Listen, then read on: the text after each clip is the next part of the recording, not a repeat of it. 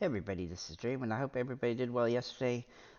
We did great in NBA and in college basketball. Also did very well with the parlay on the sportsbook. So let's go ahead and get into the slate. Before I get started, can you guys smash that like and subscribe button?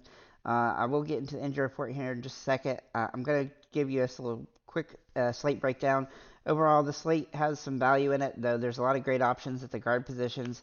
The forward positions are kind of rough today, but the centers have some good pricing options across the board in price ranges. So I do think this is a pretty decent slate. I would avoid the Heat Cavs game like the play. There's some very good games early that I would like to target, like the Wizards Hornets game and the Kings Pelicans, and then some later games like the Oklahoma City Chicago game. So overall, it's a pretty interesting slate. Should have some good options on this one. We'll have to see, obviously, how the injury report plays out throughout the day, but I think it's going to be a pretty high-scoring slate for you, especially with a large slate like this being 14 games. Let's go ahead and get into the injury report real quick. So for the Nuggets, Murray is out. For the Magic, Isaac and Harris are questionable, and Carter Jr. is out. Fultz is also out. For the Wizards, Wright is out. For the Hornets, Rozier is out. Richards is out. For the Nets, Simmons, Cam Thomas, and Dennis Smith Jr. are out. For the Bucks, Crowder is out. For the Heat, Hero is out. For the Cavs, LeVert, Mitchell, and Okoro are all questionable or doubtful, Mitchell being doubtful. For the Pacers, Nimhard is questionable. For the Kings, Murray, Wiles, and Duarte are all questionable. For the Pelicans, Nance is questionable, and McCollum is out. For the Grizzlies, Smart is out. Tillman is out, and Kennard is out. For the Rockets, Thompson is out. For the 76ers, Oubre is out. For the Timberwolves, McDaniels is out. For the Clippers, Plumlee is out.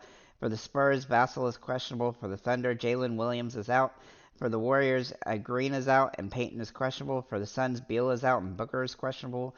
For the Jazz, Kessler is out. For the Trailblazers, Brogdon is doubtful. Simmons, Williams, and Henderson are out. For the Mavericks, Kleber is out. For the Lakers, LeBron and Davis are questionable. Reddish is doubtful and Vincent is out. So let's get into our picks, though, for this particular slate. We'll start with our guards here. Now, I do have Shea Alexander as a top option, and he is one of my favorite plays on the slate. He is priced come down because I guess they showcase that Chicago's defense is pretty good at this position, but he's pretty much indefensible here. He's going to have a potentially great game as long as it stays relatively close. That said, Oklahoma City has actually blown out a couple teams recently, which has tempered a few games for him. But overall, his price coming down below 10,000 makes him just a great option on the slate, and he's going to be a guy that I probably try to roster pretty heavily. That said, he does carry a little bit of risk in this Portland game. He only played 23 minutes, and so he only had 38 fantasy points. But that's actually not a terrible floor considering the fact that he is so expensive. So we'll look at Jordan Poole next. For the Wizards.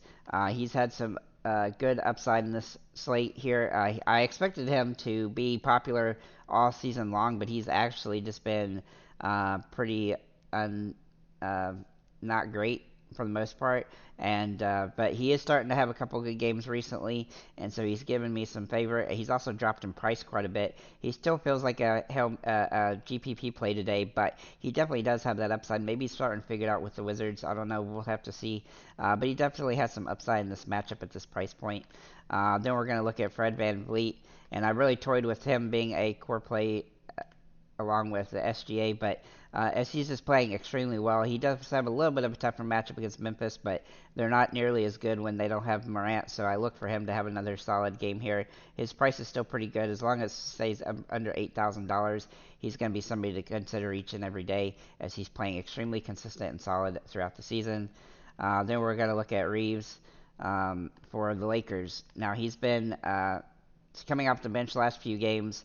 But he started most of the early in the season. He is kind of a contrarian option, but if LeBron and Davis or either one of them are ruled out, he'll be thrust back in the starting lineup, especially if Reddish is in fact ruled out completely, which I expect he will be, and he will get more minutes as a result, and that will make him a great play on the slate. Though that will make a couple other guys on the Lakers a really good play as well. But right now he's in the best situation, even if LeBron and stuff plays, because Reddish is out, and that will give him most of those minutes.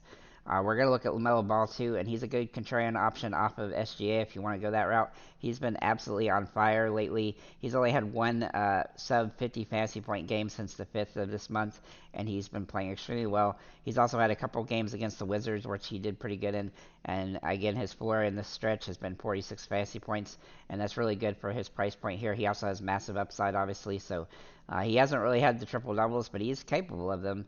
He's had one, I guess, in that stretch, but I look for him to have a big game here and score a ton of points. It seems like the Hornets are actually playing pretty decent considering lately, and so I like his potential in this matchup, especially in a plus matchup like this one. Then we're like at James Harden for the Lakers now, or sorry, for the Clippers, excuse me. Now he has kind of put it together the last couple games, and so his price point actually is decent. But he's had pretty weak matchups here, and this is continuing another game against the Spurs where he's going to have that potential here. Um, Obviously, the Clippers are risky because they have the four superstars, but I expect him to have another opportunity to have a big game here. But I don't think that they're great options, but he's a contrarian option in a GPP play. You can also consider Tyrese Halliburton, Trae Young, and other Clippers at this position. Others, Paul George and Russell Westbrook, but they're all high risk. Looking at the forwards here, this is where it gets a little dicier. We'll start with Bridges for Charlotte. He played very well in his first 3 games. The first 2, it looked like he came off the bench. The third one, he started, and he ended up with 44 fantasy points. So his price has jumped up to $7,200, which requires 36 fantasy points, which he got pretty close to that in 30 minutes in his first 2 games back. And all 3 games he's had have been tougher opponents. Now he gets the Wizards, so I expect him to ball out in this one. And while his price, boost is pretty crazy, he's still in play on the slate, though he does carry some risk in this one. Then we'll look at Avija for Washington. Now he's actually played somewhat inconsistent this season, but his price is pretty good right here for this matchup. And while he does have a low floor, he's been relatively decent lately. He has had some bad games, but this is a good matchup for him, and he'll have some potential to have a solid game here. He's been interesting for fantasy for some of the season at least, and in certain types of matchups I do like him. Look at Gordon Hayward. While he went through just an absolutely deep slump for 3 games, couldn't really hit the broadside of a barn, but it looks like he bounced back against Boston and had a pretty solid game.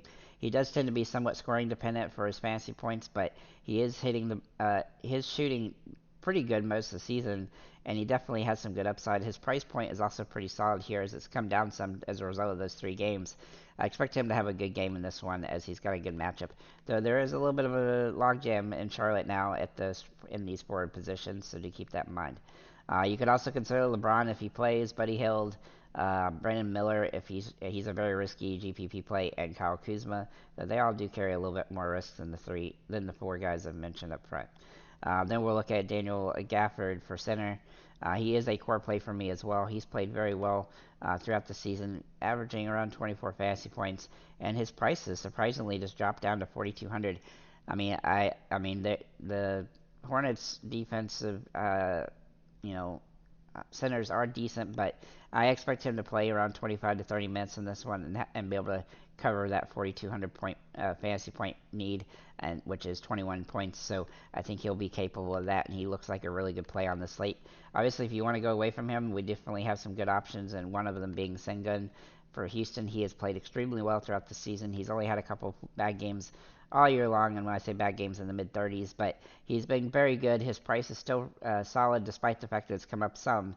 If it gets too much higher, he'll start being more difficult to roster, but right now he's in a good spot and he's playing well, and I really like his potential here. He's even done good against tough teams, which Memphis does tend to be a tougher defensive team inside the paint, so I look for him to have a solid outing here anyway. Then we'll look at Sabonis. Now he had a letdown game and against the Pelicans the last time out, where he only scored 33 fantasy points and he only missed a triple double by 2 assists, though he just didn't score a ton of actual points. He only shot 8 total field goals. That said, I think this will probably be a bounce back where he gets a lot more involved, as they got blown out in that game. So I don't think that they're going to try to do the same thing this time. I think they'll have to go to him and try to get more points and stuff through him. So I expect the Kings to play better in this round of this. So with that said, guys, thank you for liking, commenting, subscribing. If you have any comments or questions, feel free to leave them below, and have a nice day, guys.